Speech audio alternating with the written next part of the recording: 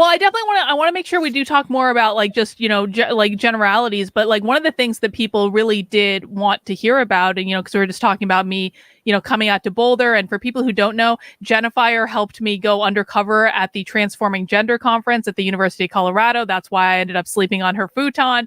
And I mean, like one of the things that happened, and I've talked about this before, is that I feel that and I'm being a little bit silly when I say this. I don't think I actually got possessed by a demon, but like there was some weird energy thing that happened to me during that conference where like I was sitting in, and just to retell the story for people who don't know, I was sitting in on this session about how multiple personality disorder is a gender identity. And this is just one of the most crazy things I've ever seen in my life. I've covered it on the channel. You guys have the whole recording.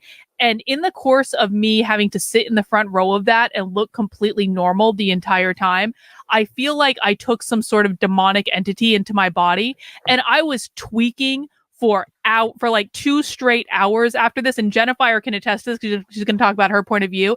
And to the point where Jennifer made me bend over a rock in the middle of downtown Boulder and excised me of this demon. It was real, and it was my lived experience. And I know people don't believe it, but it was real.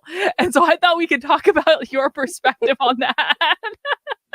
Well, I tell you, for what, first of all, in Boulder, seeing somebody hug a rock is not an unusual thing. It's just not.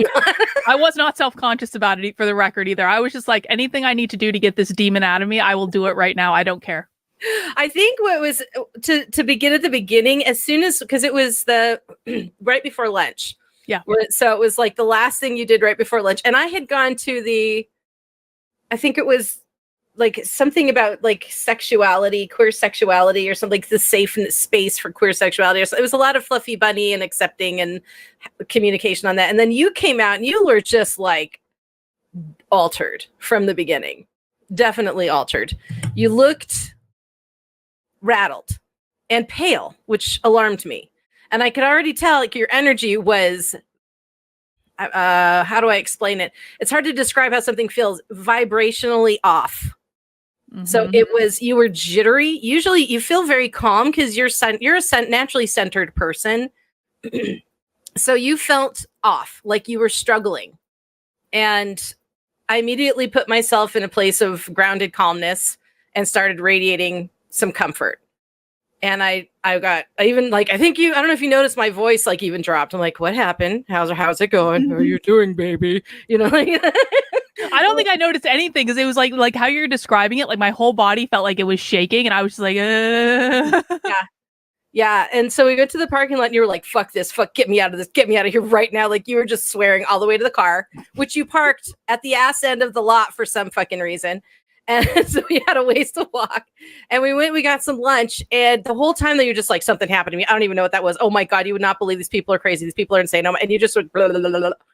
So I just sat. I'm like, okay, get it out. And then you think during lunch you thought something had overtaken you, and I'm like, Well, and let me just go like back, because I was like, it's one of those things where like I've been through this crazy shit a couple times where like, this happened to me at the socialism conference too, where I kind of tweaked out for a bit, and then I went and I got some food and I had a drink and you calmed down, and I really thought that like when we went to lunch, I was like, okay, we're gonna go get some good food. We're gonna go get some comfort food. Like I remember, like that was very important to me at that point. I was like, I need like the greasiest comfort food, and I need a beer stat. And so I was like, I really thought that I would calm down, and it just didn't go away, and I was just like tweaking the entire time. Yeah, you caught the energetic ick for sure. Yeah. Mm-hmm. It was coding you. It was starting to invade you. I think when you're confronted with just ideas that are abnormal, your brain is like, I need some time. And like a beer and a burger help, that pretty much it'll ground and center you. But when there's an entity or entities, because I think it was more than one, start to attach, that is a whole new level of invasion. And you can't just eat and calm down from that. You have to actually do some work. And I've had that happen before, but I've been doing this for so many years that I just automatically shielded, and you completely forgot to put your shields up. Yes. So you got attached to. And so after lunch we went and touched some crystals. Remember that crystal shop? I do remember the crystal shop. There was some really good amethyst in that crystal shop. Oh, yeah, it was a really bougie crystal shop too. I was Very expensive. Yeah. There's usually places you can go where they just have crystals in baskets, like a metaphysical bookstore. But I think we had to go a different direction to find it. But that was the closest thing we found. And they had like beautiful obelisks, and they had spheres and all kinds of gazing balls and things. And it helped, but it wasn't the cure. It wasn't the help you needed. So can we go back? I just want to make sure we're bringing everyone along with us. So when you say like I had like multiple entities, and maybe I just want more information as well. When you say I had like multiple entities attached to me, like what does that actually like mean for people who might not be us? So the spirit world is thick. It's everywhere, and there's as above, so below. So there's millions of spirits just constantly around, and sometimes they are independent, sometimes they're helpful, sometimes they're malevolent, sometimes they're benevolent, and sometimes they hang out with people. And if they like you and they're interested in you, they might go over and start like a bird to bird seed, like, oh, what's this? Tick, tick, tick, tick, kind of like that's what I think happened. They kind of felt your horror and went, oh, that's delicious. Let's check that out. And so you were like an open bird feeder, and all the little spirits are like, hey, check this shit out. And they were picking on you because you're delicious. That's the best analogy I can think of at the moment, but it definitely was more than one. You didn't have an entity. I don't think it was as powerful as a demon per se, but it was malevolent. Some of it was curious. I didn't think all of them were particularly harmful, but they were definitely not good for you. Yeah. That was, I mean, and I can't describe the experience. It was like, the best I can describe is it was extremely hard for me to focus. Mm-hmm. I felt like my eyes were just going like all over the place. I could not focus like a line of sight on anything. My whole body felt like it was shaking. I couldn't, and I couldn't stop it was the thing. And that was the thing that's really frustrating for me is I felt like I was complete, because I'm like kind of a control freak in real life. Like I felt like I was completely taken out of control, and there was just like nothing I could do about it. Mm-hmm. I felt there was one in particular behind you with its head. Oh, like, let's see if I can do this because the camera's got me going the wrong direction here. But it was kind of behind you, and it was like I could see a head, like almost like a cloak shape head and shoulders. And it was a demon. And I don't know if we would go that far, but it was definitely a dark entity, and it was kind of behind you, like what's going on with this person, kind of thing. Are you serious? Mm-hmm. I didn't say that before, but yeah. This is the first time Jennifer's ever told me this, by the way. I saw a black. Well, it's not okay. When I say see, I don't mean actually saw. I mean, it's like feel seeing, like you get the impression mentally. And there was a shadow behind you. And then there were other things swirling through your energy. So I didn't want to scare you. That's what I want to well, it's probably good we're It's probably good we're doing this on the internet, because at least you are getting my genuine reaction of like I because I've been joking the entire time. Well, not joking, but like, like I haven't actually been serious when I'm saying a guy was possessed by a demon, and now you're telling me I had a shadow entity behind me in a dark cloak. Yeah, well, the reason it looks like a cloak is because I'm not seeing it clearly. I'm just seeing it. I'm seeing its general vaporous form.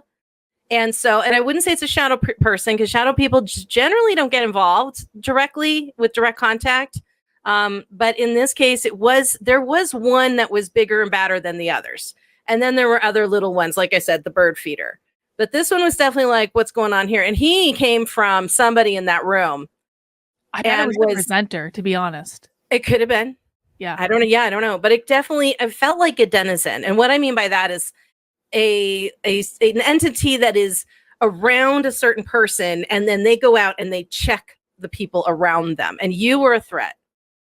Well, I mean, that actually makes sense that it would have been the presenter then, because for people who maybe need to get caught up, like the presentation I was in, again, it was literally about how multiple personality disorder is a gender identity, and the person presenting it had, and I know it's called dissociative disorder, but I think more people understand what I'm saying when I say multiple personality disorder. The presenter had multiple personality disorder, said they had 7 entities within them.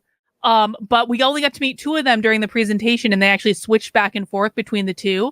So it would make sense. I mean, I was there undercover. I was secretly recording them. So it makes sense that if that person had some sort of like entity attached to it, and they were like sending it out to like, and they don't do this consciously, of course. Like this person is not altogether like this person is not aware of what's going on. No. But so I don't want to like what makes that so dangerous, in my opinion. Well, yeah, and I'm not trying to accuse that person of malevolence. I think that person needs to go to therapy, but I'm not trying to say they're a bad person or anything, or several people. But like, it would make sense that like, if I'm the only person there that's like secretly recording them undercover, then I would be a threat to that person. Yeah, I think, and I don't think this is one of the ones that came forward. I don't think it comes forward frequently. I think this if it is in high energetic side, if you can, there, and people believe energy is timeless. Mm-hmm. So you can send it through time, and you can do readings through time that way. It doesn't mean that it's set in stone. It doesn't mean you're right either. But the sensation I'm getting is that this entity is an influential entity that whoever it belonged to didn't know it was there. Yeah. It felt it, but it didn't understand what it was. And so this thing was checking you out. Now, it wasn't behind you the whole time. I just saw it a couple times. I was like, okay, something hanging. And then it would kind of melt down and disappear. And then it would hang out like down at shoulder level because it is vaporous. And then it would kind of peek up and it's looking at me. That's why I was looking over your head. And I was like, I don't think so, buddy. Because I don't let that shit. I don't let it. If I'm onto it, I don't let it. And as we left and we were walking, so now I'm going to take us from the crystal shop. Mm-hmm. We watched a little magician guy. Wasn't that what he was? He had like I don't even remember that, to be honest. Like I know we were walking through downtown Boulder, and I know there was some sort of like street person doing a show or something, but yeah. I don't remember any of it. Yeah, he was kind of he was doing some things with like fire on the sticks, that kind of thing, and he was doing tricks and things. And then there was a park with like a fountain that we could walk, but the fountain was dry because it was the wrong time of year, obviously. And there's some trees. And I'm thinking because you were asking for help. You weren't saying I need help, but you started to kind of vocalize it, but I could feel it in your energy anyway. But you're starting to think like, I need to ground, I need to center, I need to do something. And I'm thinking, I'm looking around already. And while we were watching that magician, I was looking at that park going, we need to walk through that park. Because we could run straight down to the road. But you told me, like, just kind of like again back up. Like, I think you told me that like when we were walking through there, like crazy people were starting to be attracted to me. You were like follow us. Yeah, talk about that. So if we go through the park, there's trees and things that I can start pulling some good juicy energy from, and there's as we got about just to the fountain, which is in the center of the park. And this guy, and I think he was wearing like black jeans and he looked homeless. That doesn't mean he was homeless, but he had that vibe. Yeah. And he had his hands in his pocket and he just started following us.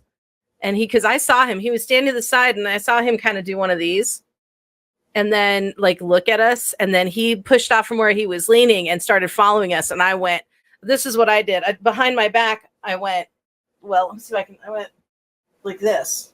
Mm-hmm. And in my mind, I thought, away. And he stopped, turned around, and went the other direction. And I told you, there's a man following us. I think I got rid of him. Oh, good. He listened. And I said that out loud to you. I said, that's good because I don't want to confront this asshole.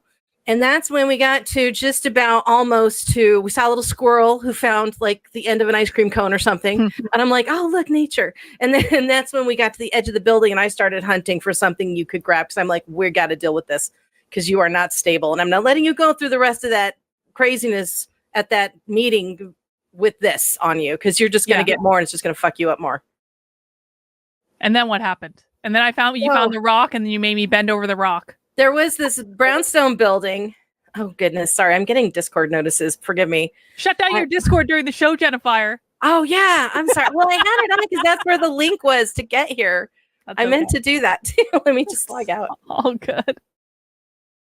It's okay. It's better. So the back of this brownstone, and I'm not sure what building it was, but it had a lot of buildings in Denver are kind of rough hewn. It looks like pink stone, but we call it brownstone. And they're really beautiful, kind of our mountainy architecture kind of stuff. And there were these huge, they were about this thick. They were, let me see, that's about 4 or 5 inches thick, big. And they were kind of almost in the shape of a tombstone, like just kind of diagonally lined against the back with some pink rocks underneath it. And that was sort of their xeriscaping at the back of this building. And there was a street and a parking lot, or where the cars were parking against the street there. So on the left are these big stones, and I found one and I went, that's the one. And the reason I wanted this is because the stone is dug into the ground, anchored in the earth.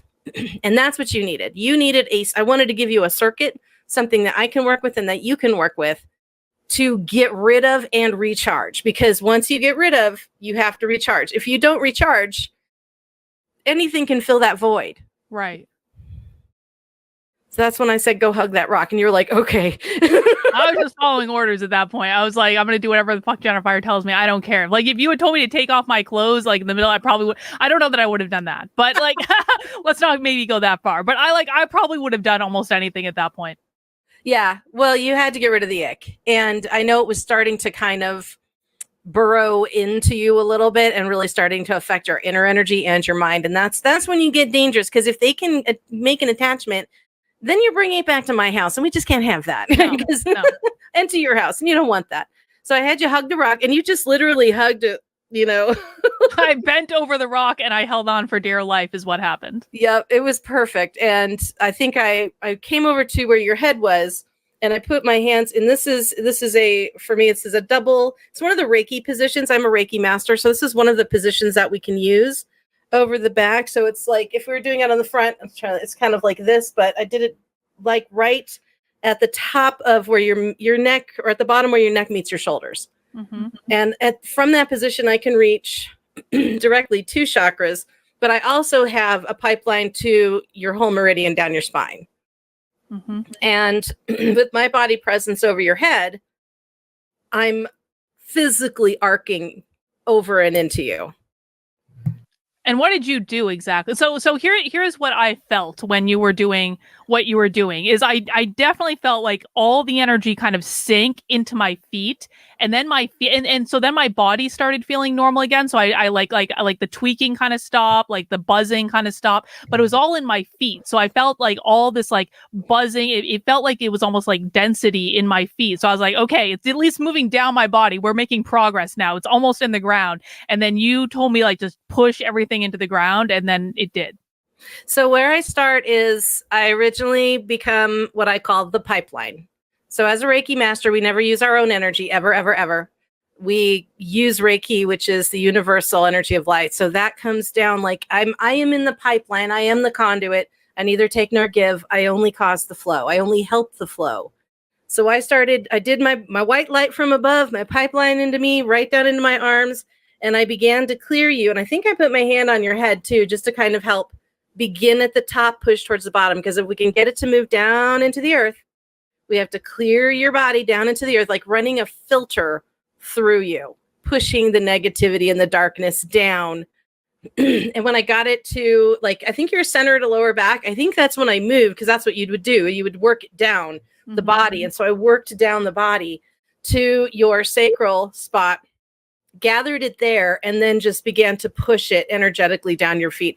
And when I felt the flow from the rock, because I was pulling, I'm like pulling from the rock, pushing it into your body, and then wanting it to go down your feet, down your legs to your feet, into the earth. And once I felt that circuit was beginning to form, and then that's when I said, okay, breathe and push this out of your feet.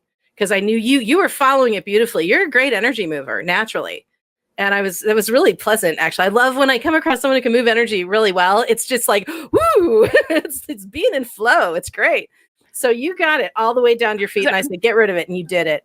See, I sometimes feel like I'm not good at that stuff, because like I can feel it sometimes, and a lot of times I just can't. But like people have told me the same thing. Like I understand how it works. I've meditated, I practice with it, all that stuff. But like I don't feel like I feel it as intensely as you do. So I doubt it sometimes. I just have a bigger antenna.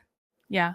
That's all. But you have the ability. You're natural with it. Some people have a hard time moving energy. They don't have the concept, the grasp of it.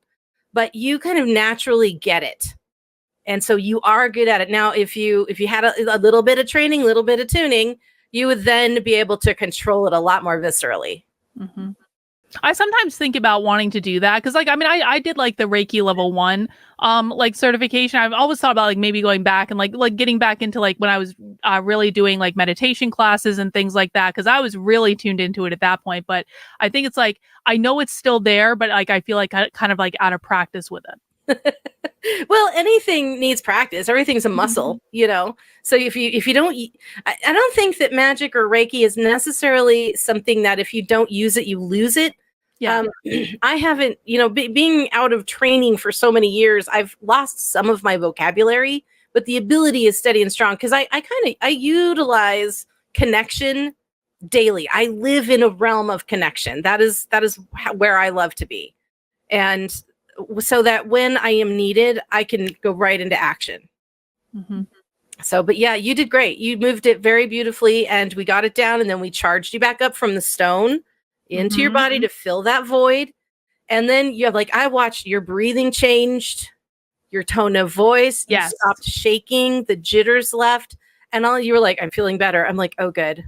And I knew because you're going to be a little dizzy after because Reiki energy has got a very high frequency. So we feel a little bit high after, which you said. And when I said, when you're ready, you can release the rock when you feel like it's all gone. I had you stamp your feet to get rid of it, stamp it out. And that was it. That's all we had to do. And that connection and those entities that were there were being pushed out through the filtration. And the dark one that was hanging realized this is not where he is welcome. Yeah. And he just fucked off. Good.